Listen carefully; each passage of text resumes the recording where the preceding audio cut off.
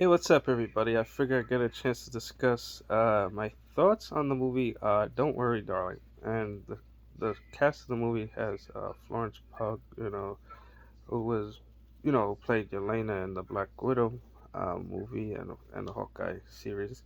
And of course, there's Harry Styles, who plays Jack. And then, of course, you have Olivia Wilde, and then you have Chris Pine playing the mysterious Frank, the boss that Jack works for.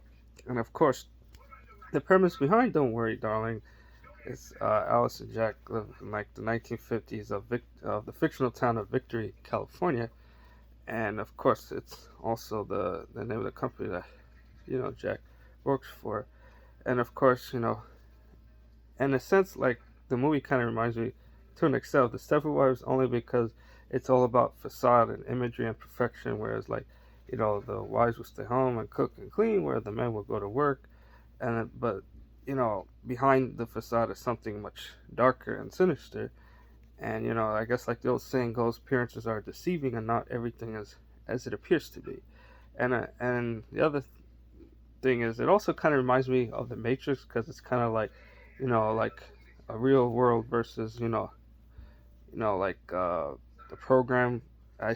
Kind of sorts, if that makes any particular sense, without giving too much away.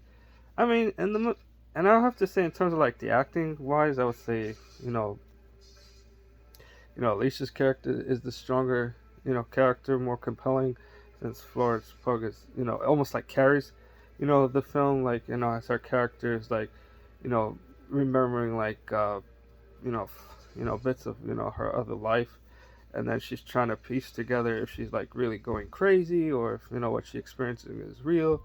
But Harry Styles, I quite honestly, in my personal opinion, I feel like only got the role because he's dating Olivia Wilde, who also directed the movie and stars in it as Alicia's best friend character, Bunny. And it's like I mean, I felt the problem with the Jack character. It's kind of like, I would say, more the accent, because in some cases Harry accents Styles is a British accent slips through, and doesn't seem to, like, how would I say, like, have a very appealing American accent.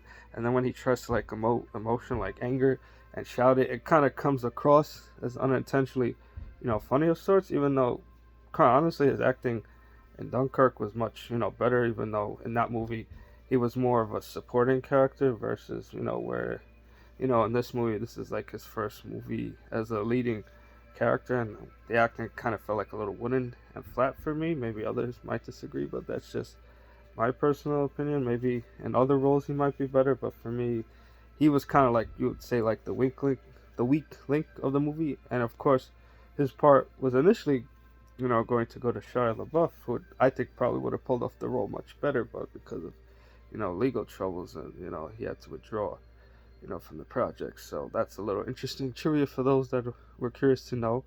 So in terms of what I thought about the movie, it's very stylish. It's interesting. Not the best movie I've seen, because it kind of feels like it's a premise that's been seen already, but it's good for what it is. So that's that. So anyone that's seen it, feel free to like, comment, subscribe to the channel. Any type of feedback, of course, would be greatly helpful. Okay, everyone, thanks again, and I look forward to sharing more stuff again soon. Thank you.